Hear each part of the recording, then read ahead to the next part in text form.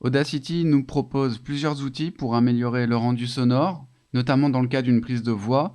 On va pouvoir compresser cette voix, l'égaliser et supprimer les bruits de fond. Donc pour ça, j'ai fait une prise test ici et on va voir comment on peut l'améliorer avec les effets dans l'onglet Effets. Maintenant, nous allons faire le test de la fonction pour supprimer les bruits de fond sur la voix. Et ensuite, nous allons faire de l'équalisation et de la compression pour améliorer le rendu sonore.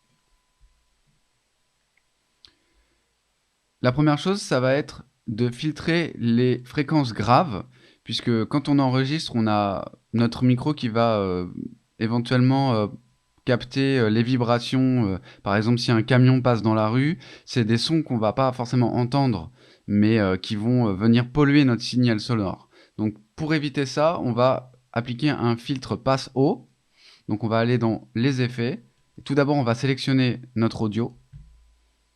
On va aller dans les effets et on va chercher notre filtre. Filtre passe haut. Et ensuite, on va sélectionner une fréquence à partir de laquelle on va couper. Donc la fréquence, elle est en Hertz. Et ici, j'ai rentré 100 Hertz. Donc 100 Hertz, ça veut dire que tout ce qui est en dessous de cette fréquence va être supprimé. Le roll-off, ça va correspondre à la pente de la suppression. Donc plus je vais mettre un chiffre élevé et plus la suppression sera importante en dessous de 100 Hertz. Je vais choisir 12 dB, ça me paraît un bon compromis. Et je vais valider. Donc là, déjà, on voit notre courbe qui a un tout petit peu changé d'allure. On ne doit pas entendre une grande différence, normalement. Le son va être peut-être un petit peu plus clair. Maintenant, nous allons faire le test de la fonction pour supprimer les bruits de fond sur la voix. Et ensuite, nous allons faire de l'équalisation et de la compression. Donc on a un peu moins d'effet de proximité au niveau du micro. Le côté boomy de la voix est peut-être un peu moins marqué et le son est plus clair.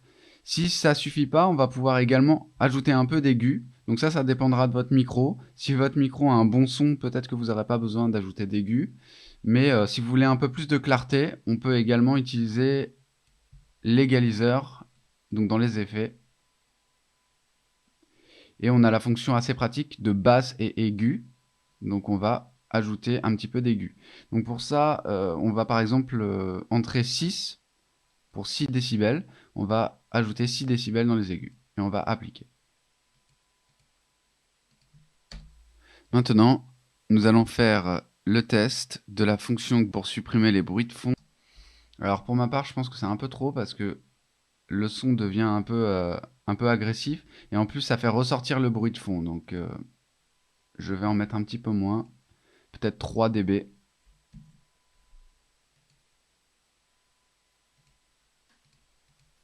Maintenant, nous allons faire le test de la fonction pour supprimer les bruits de fond sur la voix. Et ensuite, nous allons faire de l'équalisation et de la compression pour améliorer le rendu sonore. Ok, ça me paraît mieux. Maintenant, on entend le bruit de fond qui est un peu désagréable, un bruit aigu. Donc ça dépend des micros aussi. Ici, si je veux supprimer ce bruit de fond, j'ai une fonctionnalité très pratique qui va me permettre directement de repérer ce bruit de fond et de l'isoler et ensuite de le supprimer. C'est la fonction réduction de bruit. Donc on va cliquer sur réduction de bruit. La première chose, ça va être de prendre le profil du bruit. Donc il faut bien avoir sélectionné votre audio et vous allez cliquer sur prendre le profil du bruit. Donc là, Audacity va scanner votre piste audio et il va repérer qu'est-ce qui est du bruit et qu'est-ce qui n'est pas du bruit. Dans une deuxième étape, on va pouvoir retourner dans l'outil réduction de bruit et cette fois-ci, on va pouvoir appliquer notre réduction du bruit. Donc on va laisser la valeur par défaut 12 décibels avec une sensibilité de 6. Alors là, on voit qu'il nous a beaucoup réduit notre signal par contre. Normalement, on ne doit plus avoir de bruit de fond. Maintenant, nous allons faire le test de la fonction pour supprimer les bruits de fond sur la voix. On entend qu'on n'a plus du tout de bruit de fond. Par contre, ce qu'on va faire, c'est réduire un petit peu cet effet. Donc, au lieu de 12, je vais mettre 6. Ça sera peut-être moins agressif. Maintenant, nous allons faire le test de la fonction pour supprimer les bruits de fond sur la voix. Comme ça me paraît pas mal. Après, on va appliquer de la compression, donc ça va nous booster le volume. Donc il faut voir si le bruit de fond est tolérable une fois que j'ai appliqué ma compression. Et si c'est pas le cas, peut-être qu'on pourra revenir sur cette étape et on appliquera une réduction de bruit un peu plus importante. Donc la dernière étape, ça va être de retourner dans les effets et d'appliquer de la compression. Donc le compresseur, il va nous permettre de réduire les écarts de volume entre les parties fortes et les parties faibles. Ce qui fait que notre voix va toujours être bien au premier plan et ça évitera d'avoir des moments où la voix est trop en retrait. Pour ça, on va laisser ici les paramètres par défaut. Donc le seuil à -12, le ratio à 2. Et donc ça veut dire que ça va nous réduire les écarts de volume. On va voir ce que ça donne. Maintenant, nous allons faire le test de la fonction pour supprimer les bruits de fond. Donc on entend qu'on a encore du bruit de fond, donc je vais annuler. Et je vais réappliquer ma correction de bruit. Cette fois-ci, je vais la remettre à 12 et on va voir avec le compresseur si ça passe mieux.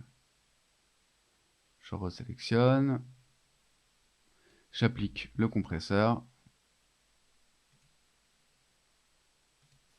Maintenant, nous allons faire le test de la fonction pour supprimer les bruits de fond sur la voix. Et ensuite, nous allons faire de l'équalisation et de la compression pour améliorer le rendu sonore.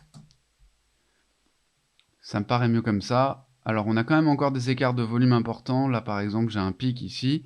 Donc, si on veut réduire un petit peu ces écarts de volume, on va changer quelques paramètres dans notre compresseur. Par exemple, le ratio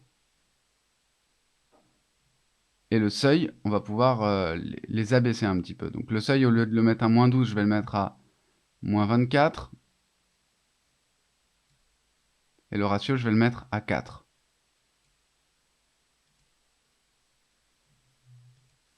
Maintenant, nous allons faire le test de la fonction pour supprimer les bruits de fond sur la voix.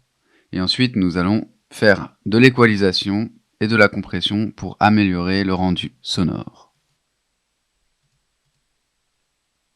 Je vais tenter encore une fois avec un réglage encore plus extrême. -36, ratio à 8. Et là, on voit que la voix est beaucoup plus compacte.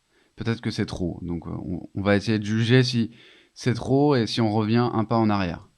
Maintenant, nous allons faire le test de la fonction pour supprimer les bruits de fond sur la voix. Et ensuite, nous allons faire de l'équalisation et de la compression pour améliorer le rendu sonore. Donc là, c'est trop puisqu'on entend vraiment qu'il y a des écarts au niveau du bruit de fond et la voix devient trop agressive. Donc, on va revenir sur notre précédent réglage qui était de -24 au niveau du seuil avec un ratio de 4. Ça va dépendre de votre niveau d'entrée. Ça va dépendre aussi du son de votre micro. Donc ça peut dépendre de pas mal de paramètres. Donc n'hésitez pas à expérimenter avec le seuil et le ratio. Ensuite, au niveau du temps d'attaque et du temps de relâche, je pense que c'est pas la peine pour une voix parlée de changer ces réglages. Mieux vaut se contenter de changer le ratio et le seuil.